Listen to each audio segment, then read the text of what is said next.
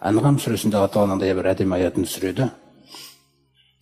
Пайғамбарымыздың жүрегіне, мұсылмандардың жүрегіне тыныштық береді.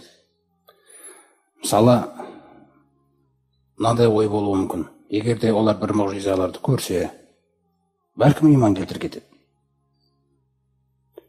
Алла Тағала айтады, иман келтірмейді дейді. Осыған сене аласыз ба? Осыған сене алмасаң да проблема болады. Алла біледі не істеп жатқанын, соған сене білу керекпіз да біз. Мысалы, Анғам сүресінде айтады, аузу биллахи минаш шайтанир раджим. Лау аннана наззална илейхимул малаика. Жақсы, періштелерді сұрады. Ей пайғамбар деп сөйлесіп отыр пайғамбарымыз. Пайғамбарымыздың қасындағы сахабалар да тыңдап отыр. Егер де біз бұларға періштелерді түсірсек дейді. Ва калламахумул маута. Сондай-ақ анау қабірдегі өлілерді тірілтіп сөйлеттірсек. Ва хашарна алейхим кулля шейин қубула. Күллі нәрсені, көздермен әлі көрмеген нәрселерді көз алдарына әкеп жинап әкелсек те, мә кәну лиюмину. Иман келтіре алмайды дейді, иман келтірмейді дейділер бәрібір. Сондықтан адамның қоя беретін сұрақтарында жауап бере беруді қойыңдар дейді. Шындықты іздеп жатқан адам басқа нәрсе ол. Ойна деген сөйлей берсе, нау не, нау қалай деп сұрай берген нәрсен тұрып кете бер. Кере жоқ жауап беріп жүрді. Кере жоқ адамның көңіл қалуларымен, ондай нәрселермен басыңды қатырып. Не пайғамбарымыз саллаллаху алейхи періштелерді жинап әкелейік. Күллі нәрсені көз алдарына жинап әкелсек те, көздермен көрмеген. Өлілерді қабірлерден тұрғызып сөйлеттірсек те, Алла қаламайынша иман келтірмейді дейділер бәрібір. Валакинна аксарахум яшхарун. Олардың басым көпшілігі дейді, білімсіз. Мына Құранда түскен білімді мүлде қабылдамайды дейді. Бұл заңдылық, ей пайғамбар, қанағаттан осы нәрсеге. Ва казалика жағална ликулли набийин адуан дейді о жақта да. Осылайша әрбір пайғамбарға дұшпан жасағанбыз. Дұшпан жасағанбыз дегені жақсылықты да жамандықты да мен жаратқам дейді Алла Тағала. Кім жамандықты қалады, сол жақсылықты қалаған адамдарға дұшпан болады дейді. Заңдылық өзі сондай. Шаятин ал-инси вал-джинни. Күллі пайғамбарға қай заманда болмасын дұшпан жасағанбыз дейді сондай. Міне. Міндетті түрде дұшпандық деген нәрсе болады. Заңдылығын көрсетіп отыр Алла Тағала. Адамдар мен жындардың шайтандарынан болады дейділер. Юхи бa'духум иля бa'дин зухруфал қаули ғарура. Біз бір-бірлеріне сондай жоспарларды жаңағы көкейлеріне салып отырады дейді. Не істейміз? Нана сиқыр деп келтірейік те, Құранның жолын қалай бөгейміз? Көрдіңіз ғой. Иудейлер де сол. Мұсылмандарды қалай бөліп жіберсек болады? Қалай бөліп тастасақ болады бұларды? Ешқашан қосылмайтын, бірікпейтін бұлар. Сөйтіп сырттағы намазға келейін деп жүрген адамдар бұлардан шошып кететіндей. Не істеп жүрсек болады бұларды бөлуге? Қалай істесек?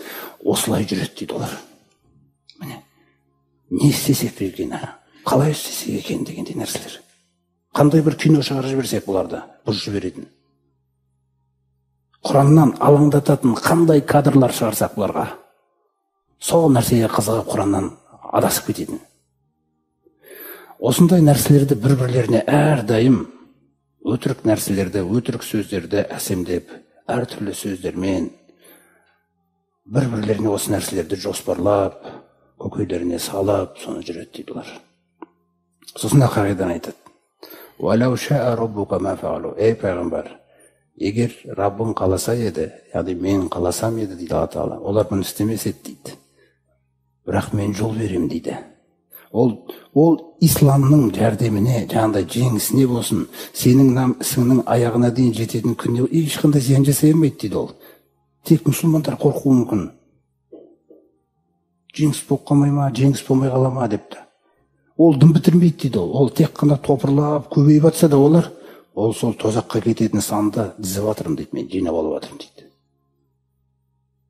Мен білем дейді не істеп жатқанымды. Мен қаласам еді, бұлар бұндай қарсылықты жасамас еді дейді Құранға.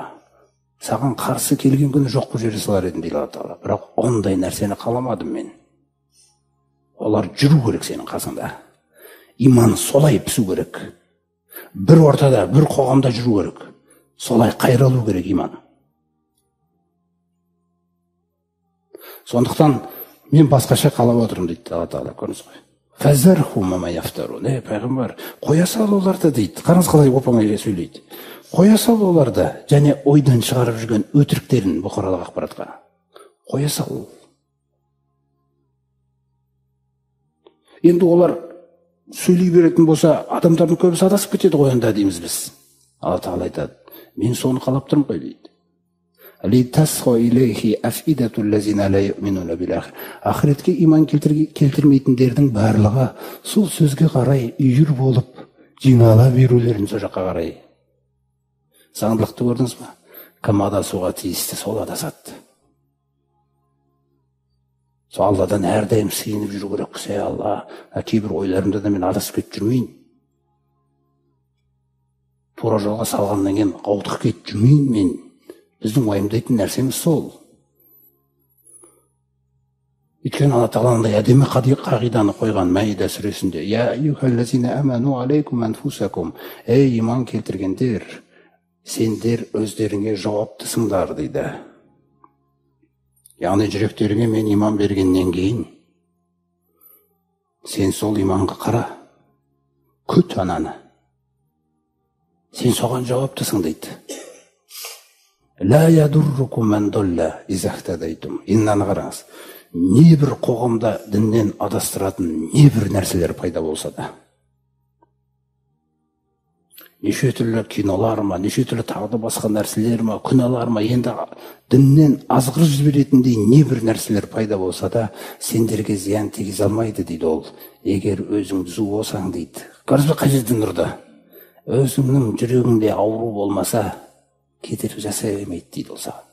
Ал егер өзіңнің жүрегіңде ауру болса, солар ұсынып атқан нәрсенің кейбіреуін жақсы көріп отырғысынан, онда міндетті түрде қуып кетеміз бізде. Жоғалтып аламыз бізге Алла Тағала берген нәрселерін. Сондықтан қай жерден көрсетіп отыр? Сен өзің сау болсаң, сені бұзамайды дейді. Ал өзіңнің ішінде бірдеңке дұрыс болмаса, онда бұзып жібереді ол. Әйтеуір мұсылманға жаңа тәуба деген нәрсені берген Алла Тағала, тәубасына келіп қайтадан түзеліп, одан кейін мықты болып кетуі мүмкін мысалы. Сондықтан қателесу деген нәрсе, күнә жасап қою деген нәрсені Алла Тағала кешірімді қылды бұл үмбетке. Қателесіп қояды, күнә жасап қояды, тәубасына келеді, сосын тоқтайды. Ал мүлде күнәсіз деген нәрсе ол болмайды жердің бетінде.